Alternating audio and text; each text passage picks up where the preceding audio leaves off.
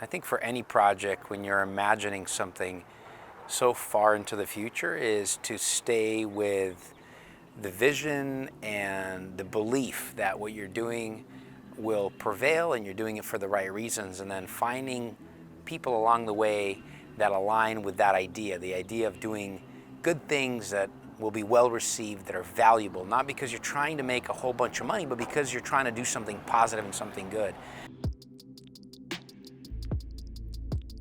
I think the first thing we looked at was, what is the experience of this building, right? Like, what's the experience of development? You have so many people and developers that just go build stuff, and it's all so cookie cutter, right? And I think what makes this project special is everybody cares. Everybody wants to see something different happen. I'm so stoked that I get to work with friends because it's so fun and they're so different and they bring such unique superpowers. Chris. So there's the sheriff, that's Topher, and there's Adams, the creative genius. Topher is very detail oriented. He has this incredible ability to focus. And from that comes the attention to detail and the quality. So today is a big day. We had slab on grade pour. Obviously big deal. You can only get it done once. It's got to be done the right way. So a lot of prep work went into this thing. We had guys out here for 2 weeks, laying form, making sure grades were cut right, compacting, lots of inspection. They came out over the last week and laid out all the rebar. And guys are excited today, as you can see. I mean, this is a big deal always for a construction site. I mean, we must have had 40 guys out here. We started towards Terrace, and then we made our way all the way into the parking garage. But basically, it started over here, and we had a big pour. And what you would have seen earlier is that we had concrete coming in, poured, was leveled, flat, was getting finished. Middle section, you had guys troweling it, getting into rough grade level. And then on the far end, you would have actually seen the exposed rebar right on the soil. It was a really great sight to see. They tackled the inside first, which will be a nice kind of artist feel, but it's not really about artist feel so much as it is about real materials that you can use. That's why the lofts and artist lofts are desirable. You have firm footing to do something, and it's not precious. It's a real material. Somebody's going to spill something on it, someone's going to make something on it, and then it's going to become this palimpsest of history that goes on within that space. And that's sort of our whole intention for this project, really.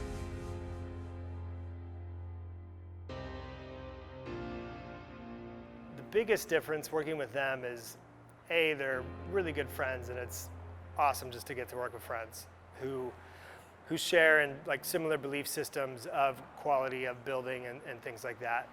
Chris Adams is, how does this place make you feel? What is your experience of going through this lobby? When I came on, I kind of put my eyes onto it with a different lens, and we just started discussing what that looks like from an experience, from a development aspect, from a living experience, right? Like, what is this and what's going to separate it apart from all these other projects?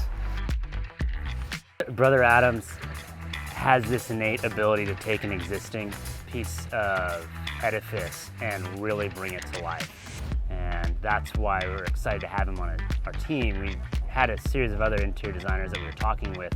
Adams isn't just an interior designer, he's sort of a whole encompassing branding, design, feeling, sort of the je ne sais quoi that you need to get into a project.